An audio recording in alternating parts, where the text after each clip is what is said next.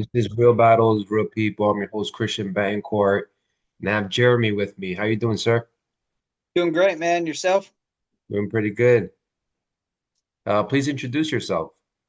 So, Jeremy Eichenberger, originally born and raised in Alaska, traveled around the world doing all kinds of crazy work, mostly oil and gas. Um, Came sober about 6 years ago, decided that I can't possibly be the only one that struggled. So, I wrote a book about my struggles and about my life to try to help and guide young men, men in general, people, show them that hey, they're not the only ones out there. They're not just by themselves on an island. Um, so that's how I got here. Yeah. So walk us through, take us back where, you know, uh, in the beginning of you dealing with alcohol. Oh man, that goes all the way back to about 13, just being a little skate rat running around the neighborhood, doing little skate rat stuff, little hood stuff. But all my friends drank and smoked pot. I mean, it was kind of like the thing we did, right? There was always somebody around that was older that could get it for you, so it wasn't like it was hard to find.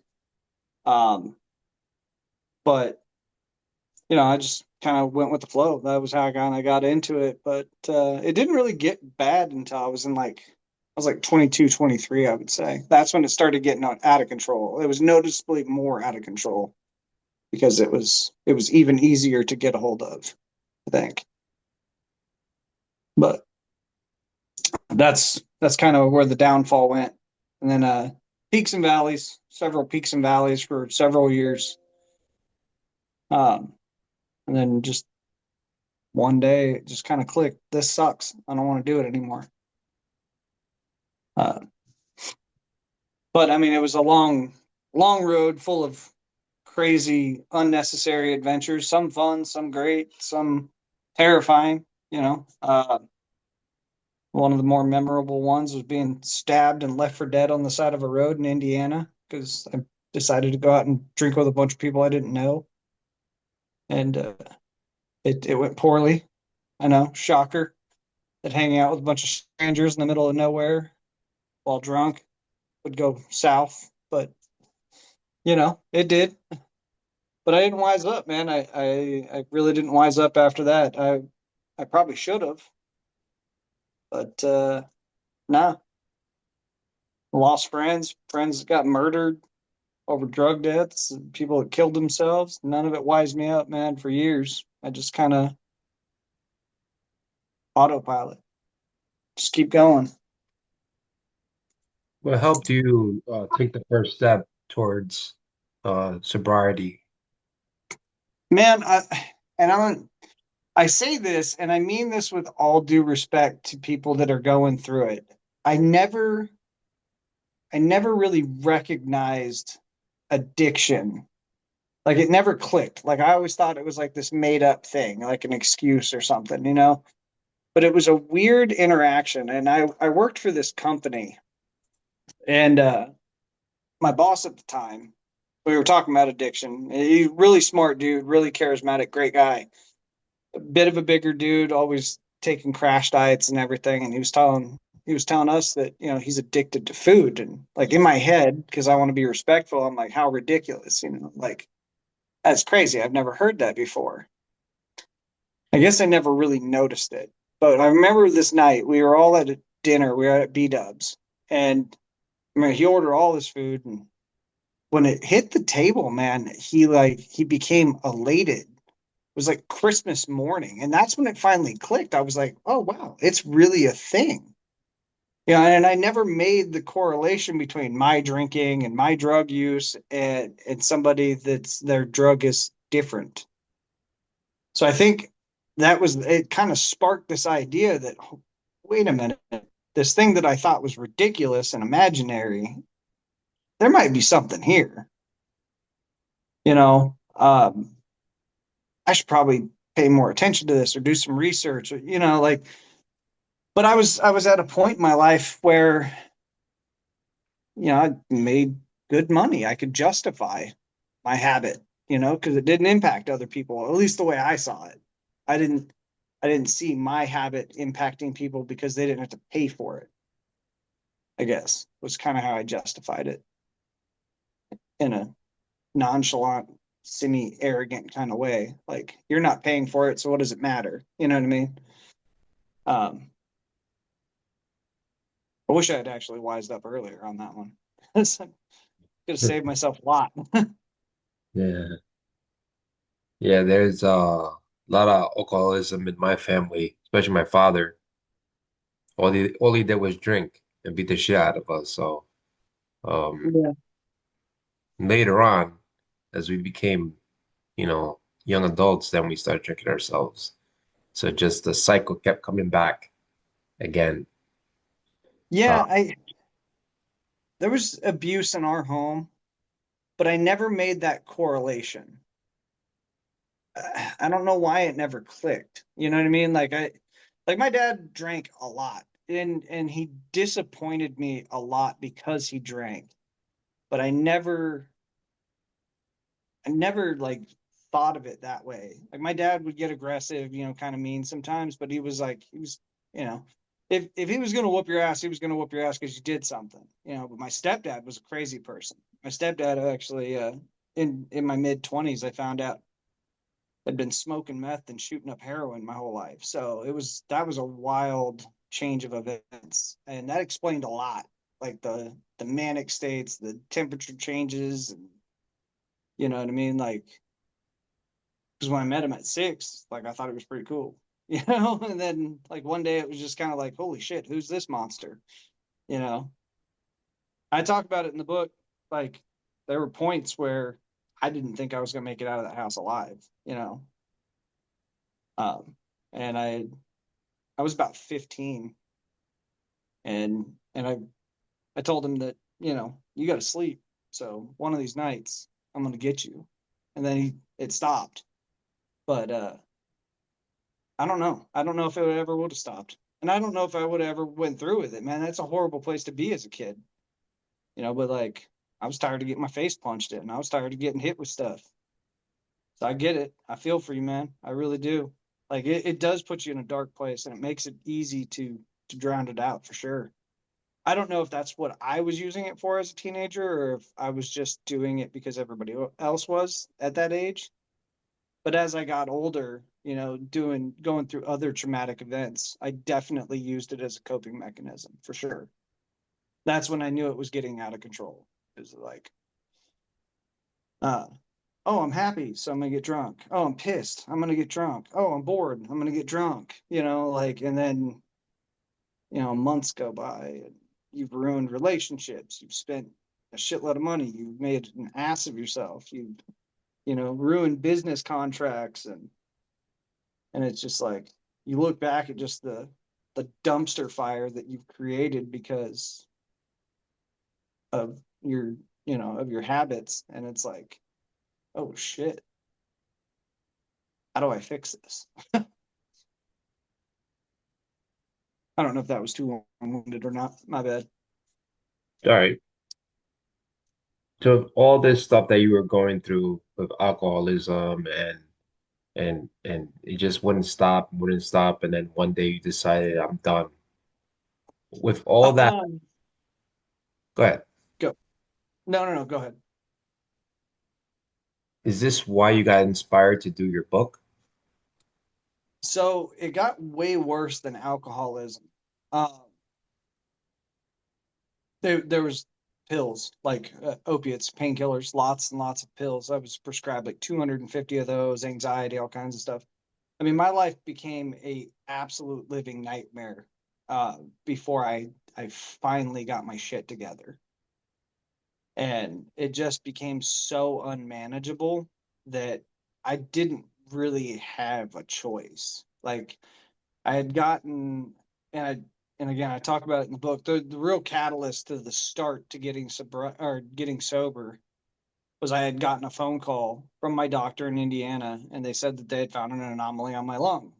And, I'm like, wow, I'm on a 6 week rotation, making $1,000 a day. I'm not coming back to Indiana. I'm making all this money.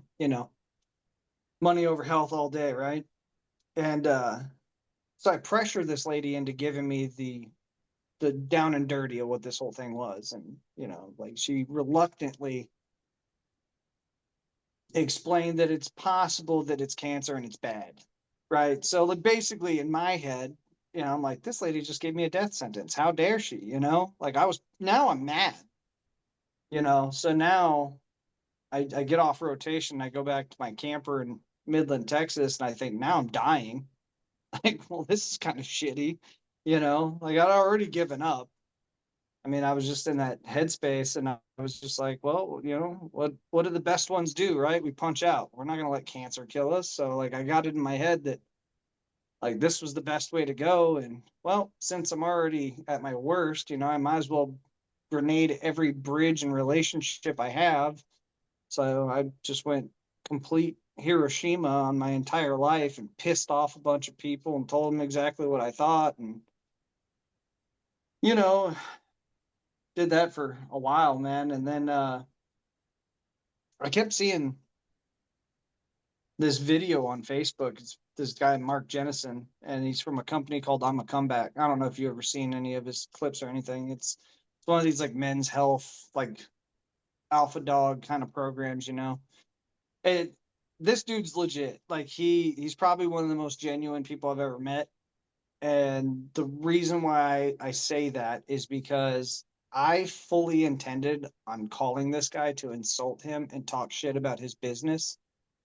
And I don't even know what time, but I was drunk and I had watched this video a bunch of times and I fully intended on cussing him out.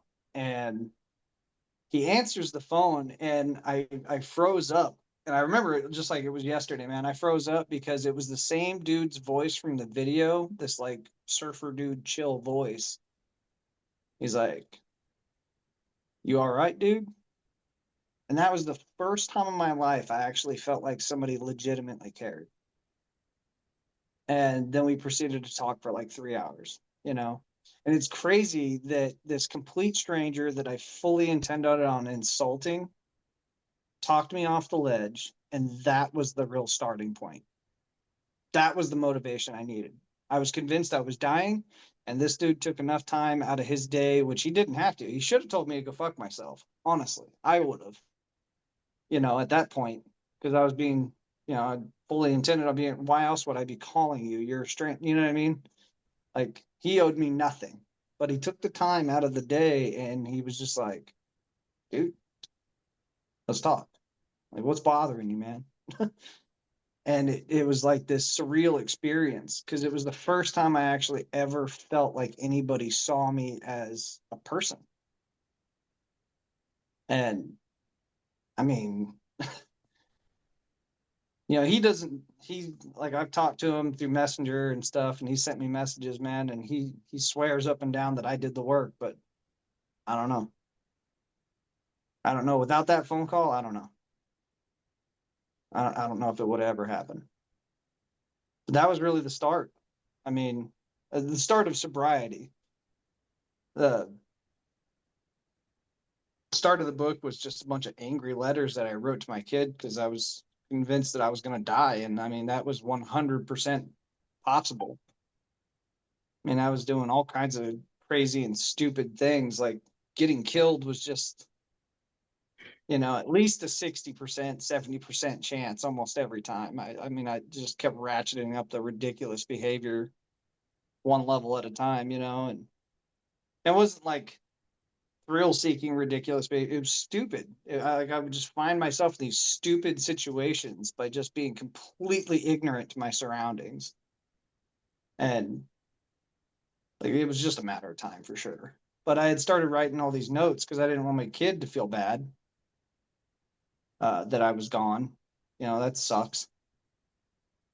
So that's what it really started out as. And there's actually the forward in the book is actually to him because that's kind of the whole thing. But when my old lady and I met, we were reading through it, and she's like, "You really have something here.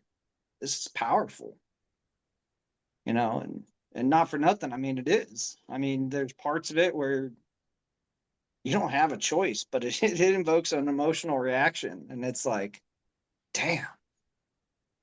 And I think that's what a lot of people are missing. Is that I mean, for me, I didn't recognize that there were other people out there that could be hurting or lost or broken or whatever, you know. I did all my day-to-day shit. I checked all the boxes to make sure I was the boss, I was the man, I was making the money, and nobody knew the wiser. And that inside, total dumpster fire, chaos. Don't know what's going on, but I don't know, man. If it hadn't been for that phone call, I don't know where I'd be honest. Of course. What's the name of your book? It's called An Odyssey of Oddities.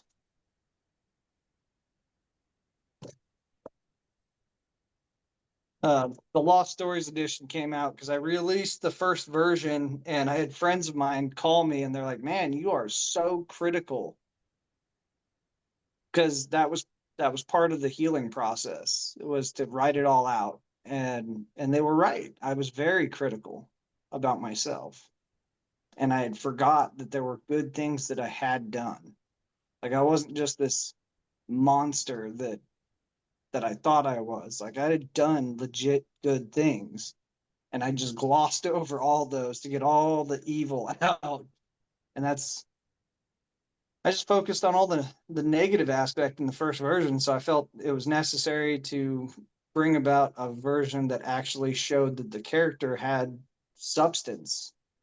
Like there was a real human there that was hurting, but he still tried, albeit not always, but there were occasions where I actually did good things. And I want people to see that you know we're not monsters.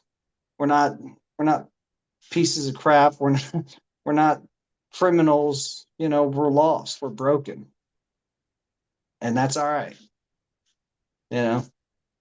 Doesn't look like it, but it's all right to be broken. It's fine. What were things that kept you grounded during that time? During getting sober, Yeah. like staying on track to stay or to Mhm. keep being sober, yeah. Push-ups were clutch, and journaling. If I was having a real bad day where I was craving a lot, push-ups. Every time I thought of it, I'd do 10 push-ups. You know what I mean? And it sounds dumb, but if you're tired and you can't move your arms, you can't crack a beer. You know? I mean, it's just it's a simple format, man, but if you can't move your arms, you can't drink a beer. If you can't do push-ups, you can do squats or you can do swimmers or whatever it's going to take to like beat you down until you just can't. Eventually it's going to be all fail rate. Very simple. Probably not a highly recommended professional program, but it worked for me. So, but yeah, journaling was clutch too, man, because I found that most of us hold on to things that we don't need to carry anymore. And we pass that down to our kids too. Our kids feel that burden, and they feel that job to carry that burden because we often download unnecessary shit onto their platform for, hey, I'm broken, so are you. And my parents did it too. Knowingly or unknowingly, we do it, and it I never really registered until like I got sober that, oh man, the things this kid is seeing, that sucks. Can't unring that bell.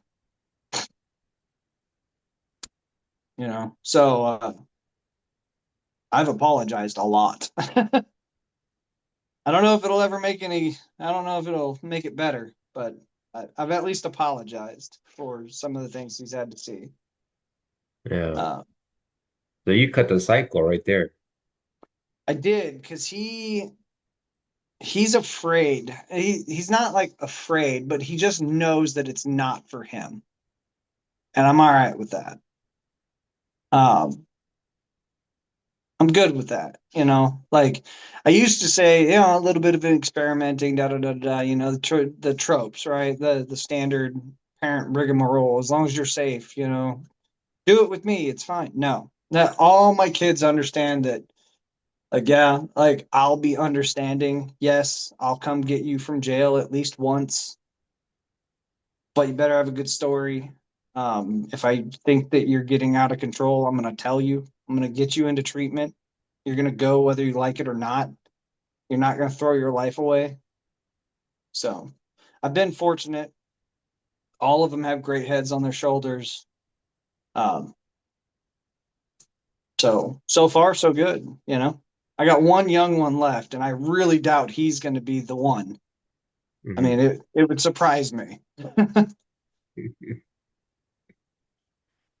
So what's next for you? Another book, Yeah, coaching? I've been trying to get into the coaching, right? But it's like the coaching business, the coaching pool, right? It's pretty small and there's some big fish in there.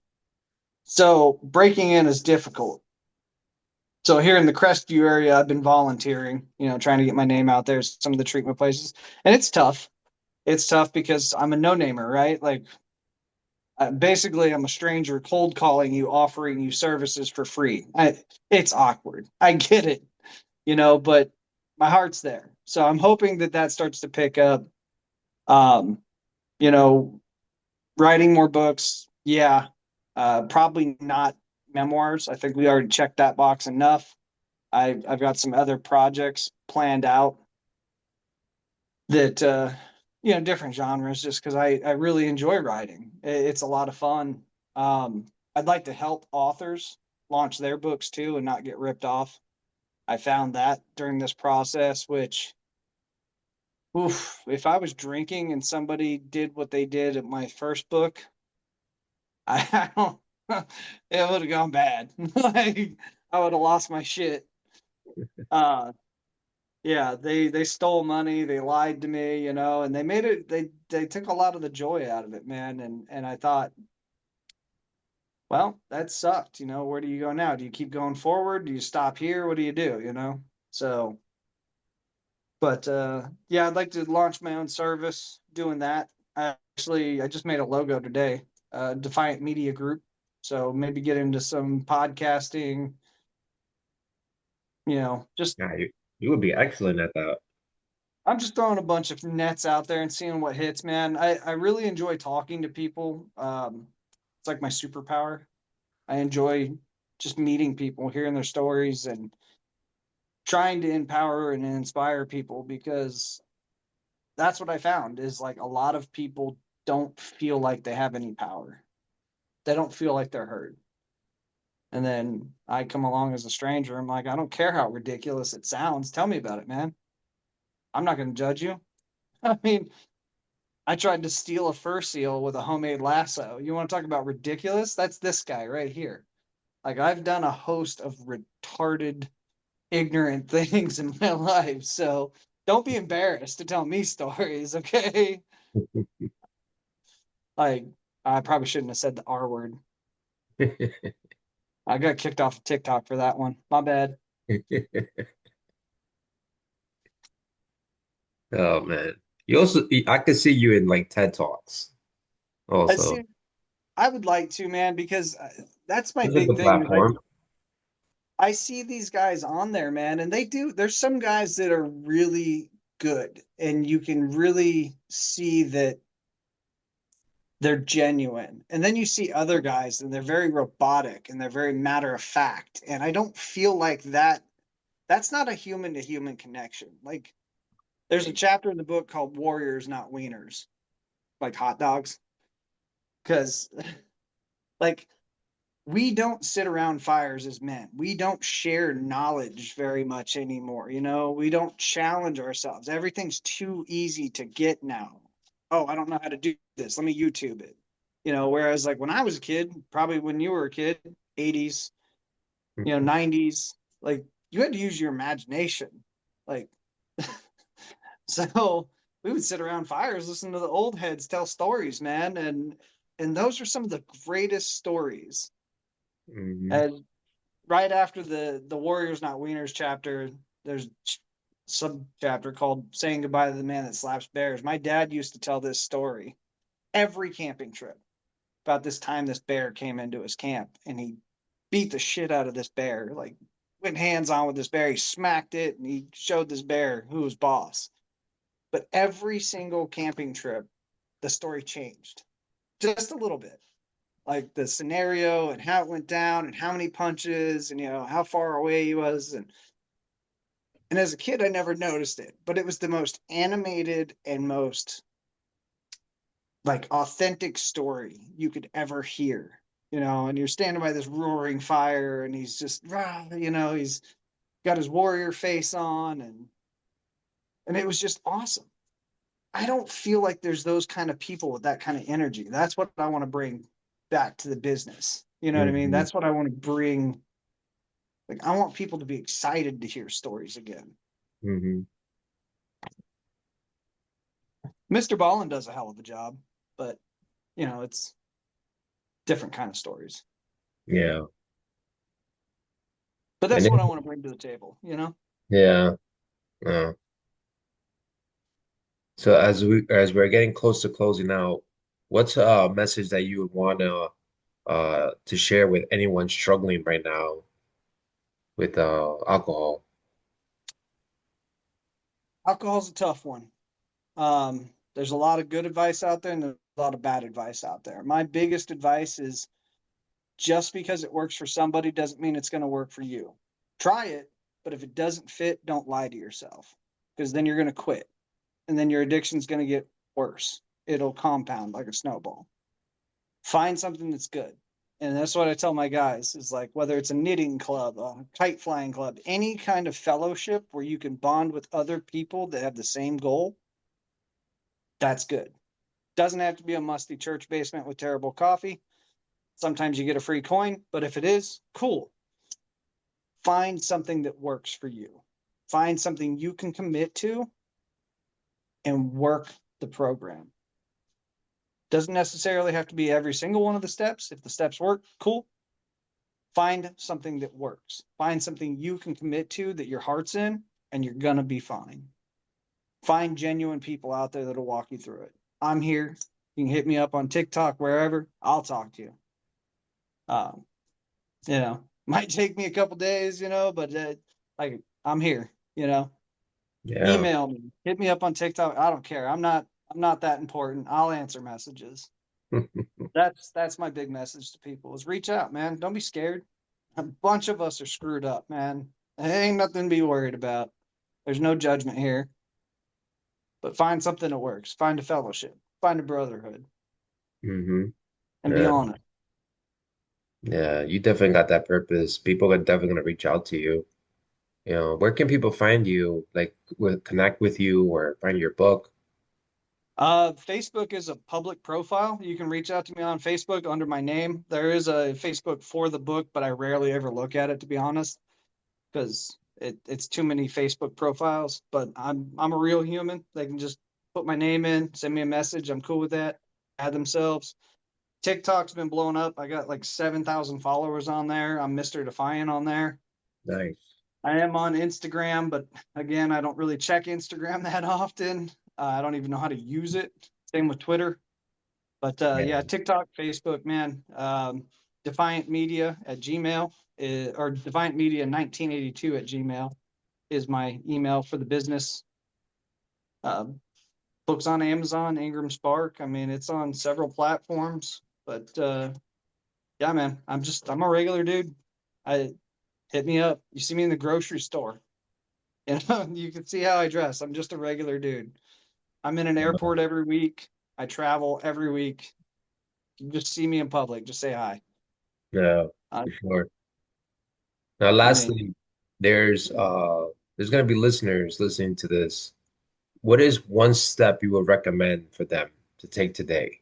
Just one step. so if you're serious about getting sober, a lot of people try to set target dates. I'm not a fan.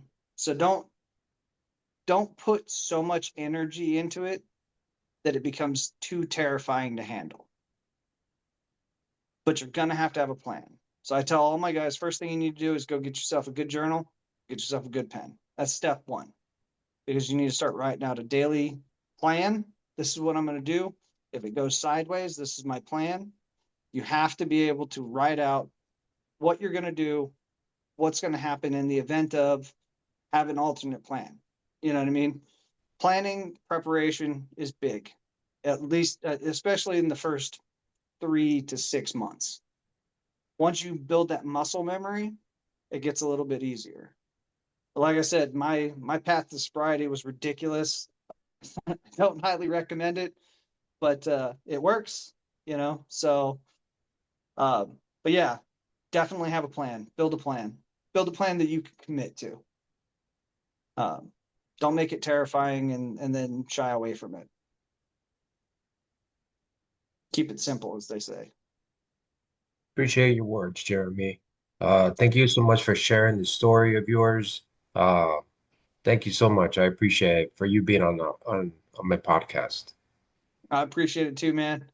I look forward to working with you guys in the future. If you guys need anything, man, reach out. You know somebody needs to talk to somebody, point them this way. Like I said, I'm here. I'm here to help. Definitely 100%. All right, man. I appreciate it. This is real battles, real people. Take care, everybody.